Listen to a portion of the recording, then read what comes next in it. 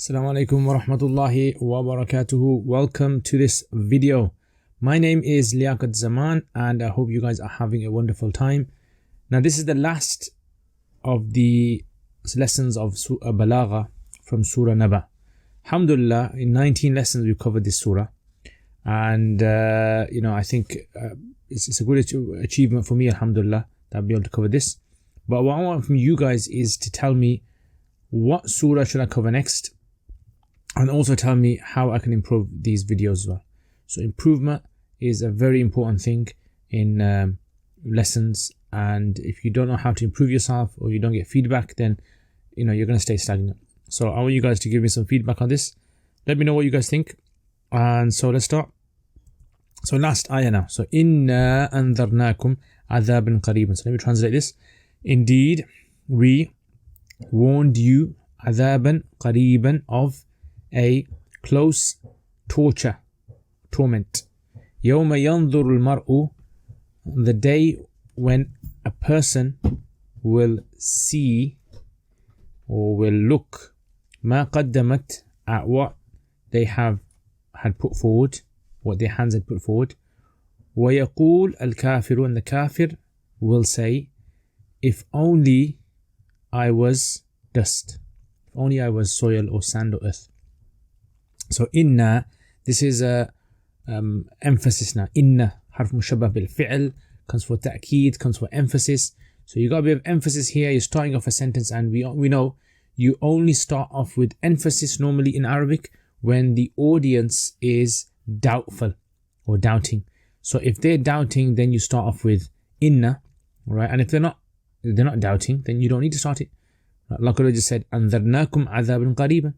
But by saying inna, he's showing that the audience is an audience who are not sure about this, right? And the more emphasis you have, that shows that the audience is more in doubt, right? And if they are total rejectors, then obviously you're going to bring several devices of emphasis. So here, inna, so there's two devices of emphasis over here. One is inna and one is na, which is we. And there's actually a third one, which is a musnad ilayhi, which is a noun-based sentence. Right, so you got it's like Allah saying, Wallahi, Wallahi, Wallahi, anzarnakum adhaban qareeb. By Allah, by Allah, by Allah, we have warned you of an adhab qareeb. So it gives you like emphasis. So, if it were like a movie, it would be like a situation where, the camera is like zooming onto someone who is totally oblivious of something, or is totally ignorant of something, and then they're being told, right? Or they actually have lots of doubt and they're being told about it. Anzarnakum. So anzarna, this is a verb, past verb, and it means to warn, right? So it's a past verb. It means to warn, to give inzar, and it means basically to warn with love, right? To have compassion. So when you warn someone and the audience, you have some sort of compassion for them, you call this a nadhar, nadhir, inzar. Kum, all of you, all of mankind, humans, and this is there's an element of iltifat in this. So we've got like shift taking place, because previously, if you remember, فَمَنْ شَاءَ اتَّخَذَ إِلَىٰ رَبِّهِ مَآبًا, whoever wants, and that was talking about third person, and here it's shifted to second person now. You, all of you. So camera shot has changed now as well. So it's like from a person narrating about a third person, now it's directly speaking to the audience now. So as though Allah is speaking to us. أَنذَرْنَاكُمْ عَذَابًا قَرِيبًا. Now adhab in the Arabic language, we mentioned this before. Adhab actually is from the word adhb, which means sweet. And adhab is connected to sweet because adhab actually means to remove the sweetness from something. So when you remove the sweetness from something, like if you're used to drinking coffee or tea with sugar in there, and then you remove that sugar from that, then this is, in Arabic, you can actually call this a form of adhab. So adhab literally means to remove the sweetness from something. And we translate it as a form of torture, when you torture someone. So there's varying degrees of it. Adhaban qareeban. So this word is nakira. It's indefinite, so it's going to give it the meaning of, array of adhabs, all various forms of adhab. Yeah, so there's going to be various shades of adhab. and types, and also greatness as well. Adhaban aziman, a massive adhab that's coming. So nakira has been used over here. Okay, and qariban, this is a word which is the sifa, the adjective of adhab. Now this means close, like close proximity. And this is a word which normally you use for something which is tangible. In other words, you only say something is close if it's something where you can actually locate its position. Like for example, you say the bus is close, or for example, you say the storm is close, right? Or you say a day is close. Like for example, Friday is close. So all of these describe something which is actually tangible, right? That can be empirically measured, or it's something that's, so having adhab being described like this is, you can say, it's a kind of majaz. Now, the word adhab over here, the question that comes to people's minds is, what kind of adhab will it be? Because sometimes the Quran will mention to people the exact, form of torture that person will be given. Like for example, hot boiling water, or thorns, or fire, etc. But here it's just an adhab, kept it open. Now this actually makes the person who is involved in crimes or involved in doing bad, it makes him think. So again, like we said, qariban actually can have two possible meanings then. Either in time it's qarib, or in place it's qarib. In other words, its place where it's located is qarib, or in time as in it's very, very soon. This is why the Mufassirin say, kullu ma huwa atin fahuwa qarib. Everything that is coming is actually qarib.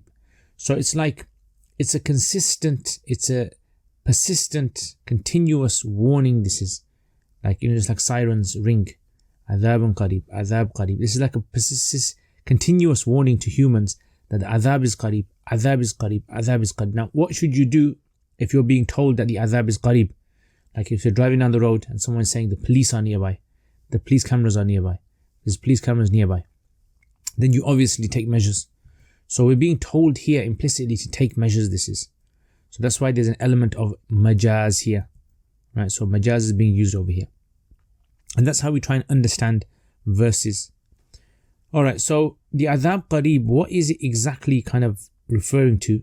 So they say that the adhab qarib is referring to something which is either in the dunya, in other words, the way you guys are going, the kind of crimes you're committing, the offenses that you're perpetrating against Allah and His Messenger and Islam and etc. yourselves, it's going to result in a very imminent adhab, torment. Right? You guys are going to destroy yourselves. And it can also refer to an adhab which is coming in the Day of Judgment. Right? Now, here, normally, whenever Allah mentions in the Quran a warning, Allah always mentions glad tidings, good news for people who are doing good. So over here, what is the thing that Allah is mentioning that they're doing good? Basharnakum, we can say. So maybe hidden over here will do something like Basharnakum bijannatin wa uyunin wa kada wa kada. So there's an element of hadaf here, as in because we're so used to this surah mentioning double, like two kind of sides, two aspects to something. You're talking about the believers, the disbelievers, the dunya, akhirah, jannah, jahannam, and then all of a sudden now you just mentioned one, so your mind automatically begins to imagine the other opposite. So there's an element of hadaf taking place over here. Okay, then we have people, right? If you think about this, people are now going to be looking out for adhab now. When you're telling someone that adhab is very close, people in their life are going to be looking out for adhab now. Every time they see something which is out of the ordinary, or it's something which is devastating, or changing the sequence of events, your day-to-day dealings, a car accident happens, you lose your job, your health deteriorates, all of these things, a person is now going to reflect and start thinking to themselves, is this part of the adhab qarib? Is this part of it? So you're going to have this come into your mind as well, right? So this is a kind of, and this is something that people are more scared of. Like for instance, some criminals, some people out there, it doesn't matter how much reward and how much good you tell them to do, or virtues you tell them about doing something, they won't act upon it. Sometimes you have to say something which hits home, which is something scary. that will actually make them stop doing what they're doing. So here it's an indhar. In other words, these kind of people who are yatasa'aloon, who are asking one another, right, and causing problems, because that's what's really happening. By people bringing doubts about Islam, about the Day of Judgment, about the Quran, it's having a massive impact on the greater community. So, يَوْمَ يَنْظُرُ الْمَرْءُ. Now, يَوْمَ is in Arabic means day, and it refers to the Day of Judgment. Yeah, like for example, we mentioned earlier on as well. يَوْمَ الْفَصْل. Yeah, أَنذَرْنَاكُمْ عَذَابًا يَوْمَ يَنْظُرُ الْمَرْءُ. So over here we have Yawm being mentioned. So there's a repetition there. Tikrar. So previously we had Yawm being mentioned. يَوْمَ يُنْفَخُ فِي السُّورِ فَتَأْتُونَ أَفْوَاجًا. Yeah, that was mentioned over there as well. And we also mentioned, in fact it actually comes 3 times. يَوْمَ يَقُومُ الرُّوحُ وَالْمَلَائِكَةُ صَفًّا. Yeah, so the Yawm, the day, emphasizing the day is coming, the day is coming, the day is coming. So this is a repetition here. So it's kind of like repeated in your mind, repeated time and time again. Now this actual whole entire ayah is actually in contrast to what was said earlier on about the ma'aban. So previously Allah has said, لا يتكلمون إلا من أذنه الرحمن قال صوابا ذلك اليوم الحق. 4 times then. ذلك اليوم الحق. That is the يوم الحق. فمن شاء. So whoever wants, اتخذ إلى ربه مآبا. Make sure you go and you find a retreat with your Lord. So over there it was telling people to find a retreat. Over here it's saying, إِنَّا أَنذَرْنَاكُمْ عَذَابًا قَرِيبًا. If you don't find a retreat with your Lord, the opposite of that is عَذَابًا قَرِيبًا. So this could also be element which we call tibaq. Yeah, a contrast that takes place. يَنْظُرُ الْمَرْءُ. Now the word يَنْظُرُ in Arabic, it doesn't just mean to look, it actually means to ponder as well. So when you look at something with a bit of thinking, you can say, put your thinking cap on and you look at it. So this word yandur actually fits in here better than the word yara. يَوْمَ يَرَى الْمَرْءُ. And in the Quran the word yara does appear. Yeah, يَوْمَ يَرَى الْمُؤْمِنُونَ وَالْمُؤْمِنَاتِ. يَوْمَ يَرَى. So over here it's actually yandur because Allah wants us to understand that at this position, the person on the Day of Judgment is not just going to be seeing things, but they're also going to have all their memories rushing back to them. Yeah, rushing back.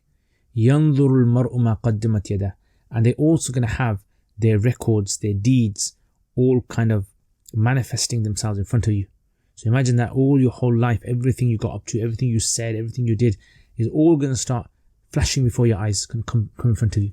It's going to create lots of thoughts now. And those thoughts are going to either make you very happy because you're proud of what you've done, or it's going to make you gutted. It's going to make you feel sick. It's going to make you feel,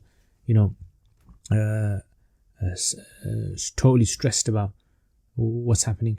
So yandur al-mar' fits over here. So there's munasaba over here as well. Al-mar'u, this is the word for everyone, like a person basically. The opposite of that would be woman, which is mar'a. But here it actually refers to everyone. So kullu insan. So although mar is mentioned, but everyone is included over here. So here there is also, you can say, an element of majaz taking place as well.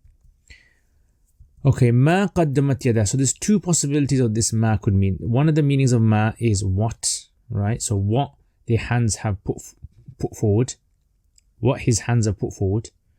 And the other one is a question. What has his hands put forward? What has his hands put forward? That question.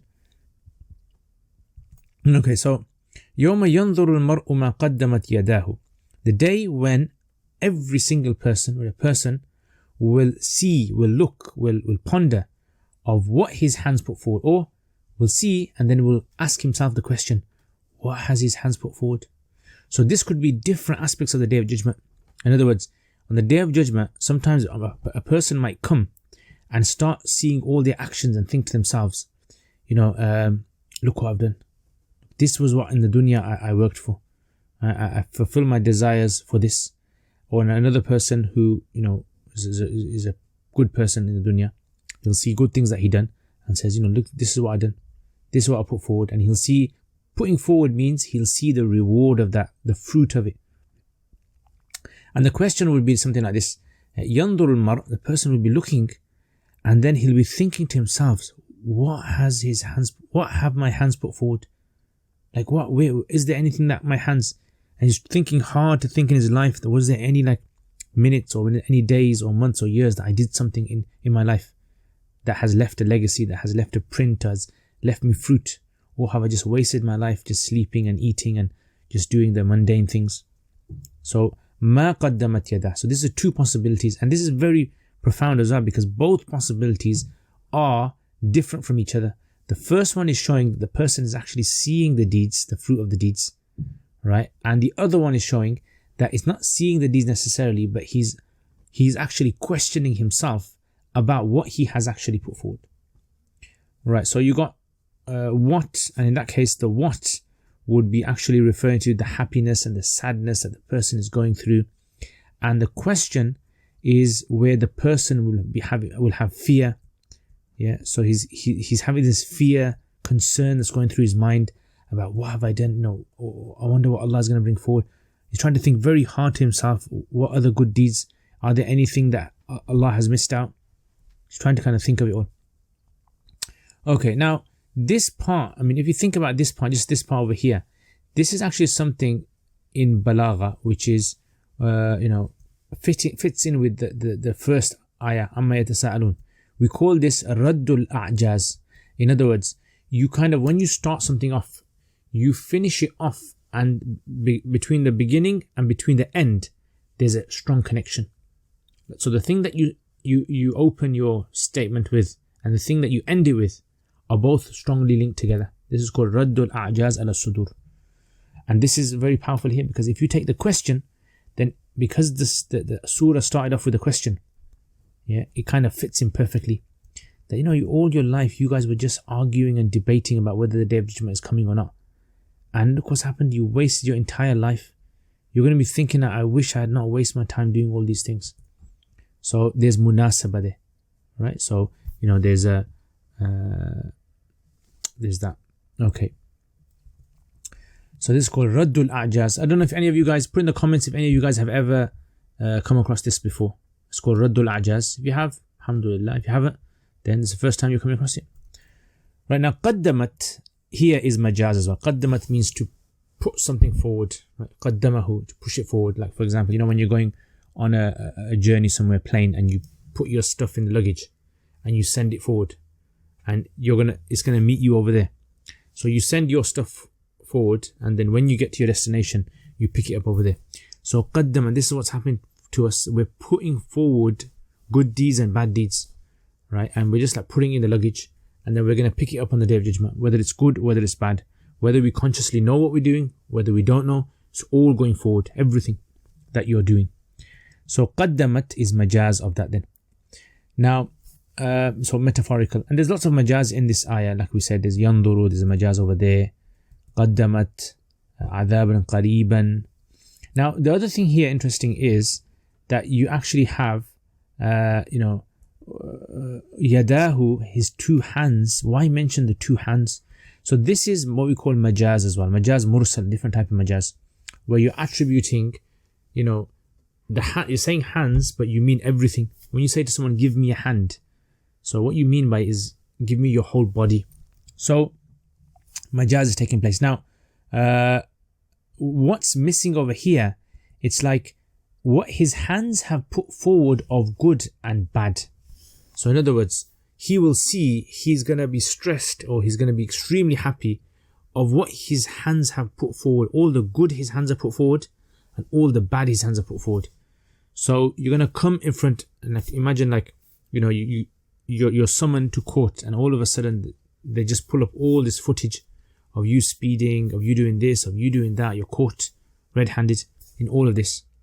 Or you're actually being rewarded for all the things that you've done without you even realizing that, that the people were aware of this.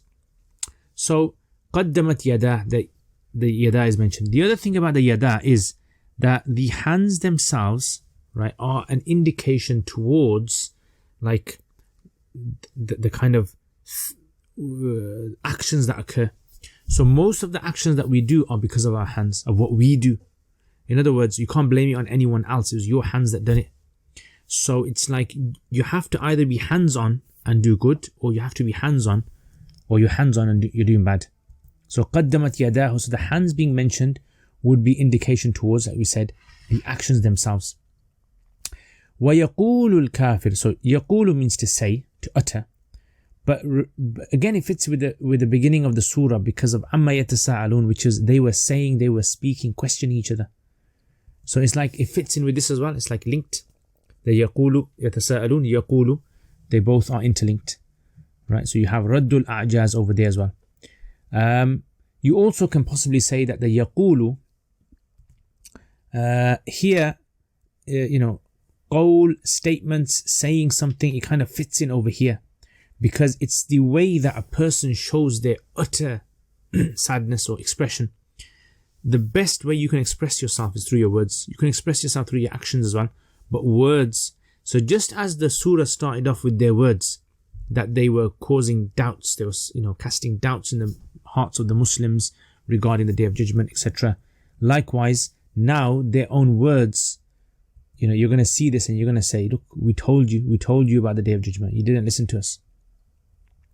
Right, the next word, kafir. Al-kafir is the kafir. Now, does this mean the one kafir? So some mufassirin, for example, say yes, it's talking about the ultimate kafir who was Iblis. And some say no, this is kafir refers to kulla kafirin. Every single kafir will say. So it's a kind of like a majaz in a sense. So you got the al over there, which is the kafir, the one who disbelieved this, the one who rejected this, the ultimate type of human being who was, active in trying to cast doubts into people's hearts and deter them from Islam and deter them from morality and deter them from all these things. This kafir. So in your mind now you can think so many people. Iblis would fall under this, Abu Lahab would fall under this, Fir'aun would fall under this, and many more. So yaqulul kafir, right? So the kafir will say. Now this, like we said, fits in with yatasa'alun because the yatasa'alun, one of the interpretations that we said was it was referring to the kafirs, the ones who are rejecting. Now in the beginning of the surah we also said saya'lamun, kalla saya'lamun. So in other words, they didn't believe, but then Allah said, no, they will know. They will definitely know. And this is the time when they're going to know. Yeah, they will definitely know now. It's too late, but Allah did promise. Ya laytani means only. Yeah, only if. Yeah, so this is majaz. Again, majaz of, what the statement that they're making. Turaban, it means earth, soil, sand, dust. And, it comes for two possible, as in, they're on the Day of Judgment, they've seen what's happening to everyone else. And so they just want to be destroyed. Oh Allah, destroy us. Yeah, so Ya Allah, destroy us. Yeah. I want to become dust, meaning it's like a majaz way of saying, I just want to be destroyed. Or it can actually mean that they're seeing what's happening to other creatures. So creatures that were not considered to be responsible, like animals, legally responsible. So they're gonna, the Prophet ﷺ mentioned that, justice will be taken from them and then they'll be turned to dust, right? Just like that. And when they see them turn to dust, they're gonna wish that they were also turned to dust. So that's the kind of two possible meanings we can take from why they're saying kuntu turaban. Either it's a metaphorical, turaban meaning give us death, because when you die you turn to dust. Or the other one is let us instantaneously turn to dust. Some actually have said that the turning into dust is actually indication towards like the most humble thing that you can ever have, which is dust, the earth that you walk on. Yeah, kuntu turaban, that's like the most humblest thing. And this is how they should have been in the earth. They should have been very humble. So it's like because they were so arrogant, they only came out with all of this because of their arrogance. And if they were humble people, and they're going to realize this, they wouldn't have done this. Or they wouldn't have said this. Now, so they're saying basically, I wish I went back. Ya laytani kuntu turaban. Yeah. Ya laytani kuntu turaban. Sorry. They're not saying I wish I went back, but in some places in the Quran, they actually do say, I wish I went back. But over here, it doesn't say that. In other words, this is more severe than the other verses where they say, Rabbir ji'un, oh Allah, send us back. Because they know there's hope. So when they know there's hope, they're asking to be sent back. But these guys are in a situation where they know there is no hope at all. It's too late now. Yeah. Okay. So we have this, لِيَا لَيْتَنِي كُنْتُ تُرَابًا. Okay, so fawasil as well, ending of the surahs. Right, now going back to this yaqulu, there's actually something I just want to point out over here. Remember earlier on, and this is, no one's really mentioned this, so I think I'll mention it, which is earlier on where Allah said that these people that they will not speak. لا يتكلمون. What was the verse? They were saying لا يسمعون لغوا كذا جزاء من عطاء الحساب رب السماوات وما بينهما الرحمن لا يملكون منه خطابا. They won't be able to address. And the other verse after that, لا يتكلمون إلا من أذن له الرحمن. No one is going to speak except for the person that has been given permission by the Rahman. And we said that one of the meanings was the angels and ruh. Here now, if they can't speak, how comes Allah is saying that they will say? So it's like showing what لا يتكلم. In other words, لا يتكلمون still applies, as in they will not be able to speak. So speaking to Allah is something which Allah mentioned, that they will not be able to speak to Allah. Yeah, because of the disgusting nature of the way they live their lives and their beliefs. But they will be able to say stuff. They're going to be saying things itself. So saying is different from speaking. You can speak to someone and you're saying things to them consciously and you're trying to kind of have a discussion with them. With Allah, they're not going to have that privilege. It's taken away from them. They will just say things, yes, but they won't be able to speak. Anyway, let's list the Balagha points here. So, number 1, we have over here, I mean, you guys can have a go as well, maybe adding some of the things that I don't mention. Tibaq, right? So you have this shift, contrasting. You have iltifat over here as well. So going from one to the other, right? From kum, second person, third person, etc. Then you have ta'keed, which is emphasis. So so much emphasis is used over here because the audience is considered to be a non-believing audience. Number 4 is you have hadaf, removal of words. So this takes place over here. Number 5, you have nakira, adhaban, nakira, something, turaban, nakira, right? So it gives it more of a meaning, more depth. Number 6, you have majaz, which is, something which is metaphorical, figurative, right? So you had that with yadahu, and we said qariban, we can use that for the qariban as well. Number 7 is takrar, repetition. So repetition is a very common device that's used throughout the Quran. Over here we had that yawm is mentioned, we said in the surah about 4 times at least, right? So it kind of puts it in your mind about the process of repetition. You also have number 8, munasaba, right? So there are words which fit perfectly here, like anzarna, to warn them. It's the perfect time to warn now. And yanzuru instead of yara. And qaddamat yadahu kind of fits in instead of saying something like yawma yanzuru al-mar'u amalahu. Yeah, it doesn't say that. And instead of saying that they said, take us back, it said kuntu turaban, which were dust. Number 9, we have dhikrul ba'd wa iradatul kull. This is a form of majaz as well. So you mention part, but you intend all of it. So you mention hands, but you intend the entire body. That's dhikrul al-ba'd wa iradatul kull. So you say part of it, you intend all of it. Give me a hand, meaning I need your help. Number 10 is kathratul ma'ani. So kathratul ma'ani is excessive meaning, lots of meaning. Yeah, so multiplicity in the meaning. Number 11 is sabab and the musabbab. Yeah, something which is a result, and you can use that for yad as well, because the hands are a cause, right, of the thing that they result in. So what the hands put forward is like referring to the crimes and the good deeds that they've done. Number 12 is raddul a'jaz ala sudur, that ending of the chapter with something that strongly connects with the beginning of the chapter. Right, so raddul a'jaz ala sudur. You can write this down as well. I don't know if any of you guys have heard of this. But in nearly every chapter in the Quran, you'll find this. And number 13 is wasl. Alright, so you got the wows there. وَيَقُولُ kafir. Number 14, you have fasl, which is the separations. So for example, like adhaban qariban, and between the yawm. Number 15 rather. Number 15, yeah. Number 15 is tahassur, is the whole theme of this. If you look at the sentences, for example, يقول الكافر يا ليتني كنت ترابا. If I said to you, what is the best way to describe the feelings going through this kafir's mind now? You would say tahassur, utter sadness, utter depression, utter grief, tahassur. And finally, number 16 is fawasil. Right, so it ends, and it's been a common way of the ayahs ending in this chapter. Okay, so these are some of the things that came to my mind. I don't know if something else comes to your mind. Put it in the comments. Let me know what you guys think.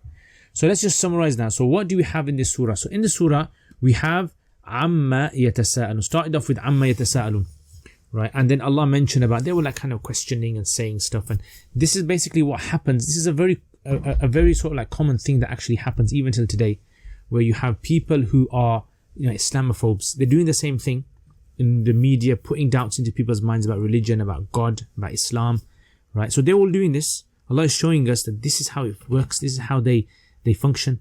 They do it like this, right? And so then Allah, He tells us about the signs of Allah. You'll find out, but these are the signs of Allah. Ponder over them. And then Allah tells about the Day of Judgment and splits up the people into two groups, kafirs and then the believers. The kafirs, there's a fire of Jahannam which is prepared for them. And then you have the believers who have, the Jannat ready for them and other things as well. And then it's like the precursor to the Day of Judgment as well. You have the, Yaqumur Ruh. Okay, so you got the Jannah there, right, for the believer. So the precursor is like the Yaqumur Ruh. So Ruh, the angels are all going to be standing. And if they're going to be standing in rows, humans are going to be like that as well. And then you have this idea of they're not going to be speaking or anything. And then finally, it kind of finishes off with this like emotions that Allah is showing us. That you can actually see their faces. Yeah, they're going to see the actions and they're going to be thinking, Subhanallah, or they're going to be thinking, Allah save us. And the kafir then finally finishes off with the kafir. The kafir is like the epitome, this whole little part, Ya laytani kuntu turaban, is like the epitome of the reaction of the kafir of the Day of Judgment. Yeah, this is his reaction. This is what you're going to see. Right? The utter sadness. And, you imagine him screaming and shouting and trying to seek help and support, and no one's helping him. No one is able to help him. Yeah, and he's going to wish that he was dust. So anyway, I hope you guys have benefited from this surah. And let me know what you guys think of this. If you have any sort of questions, any sort of other surahs you want me to cover, let me know. I'm thinking maybe I'll move on to Surah Nazi'at next, or I can either go to Surah Wan Nas, Qul A'udhu bi Rabbin Nas, and then do the small surahs maybe. Maybe that way, by doing small surahs, it kind of like fits in with a lot of people, can think about them in their salat as well. So Jazakumullah khair, remembering your du'as. Patrons, thank you very much for your support, for all your help. What you guys have helped me with. I'll never be able to achieve this. It's been about 6 months now since I've started the Patreon. Alhamdulillah, I've made so many videos that I probably haven't made this many videos since I've actually started. And if you guys want to become patrons, if you guys want to help me and support this channel on a monthly basis, whatever you guys donate for this channel, it'll help me a lot in making more videos, content free of charge for people around the world so they can benefit. Jazakumullah khair. Assalamu alaikum wa rahmatullahi wa barakatuh.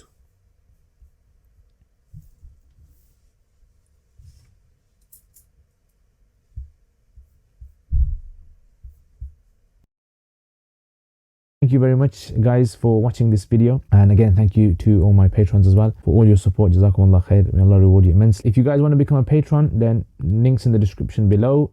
Jazakumullah khair. Assalamu alaikum wa rahmatullahi wa barakatuh.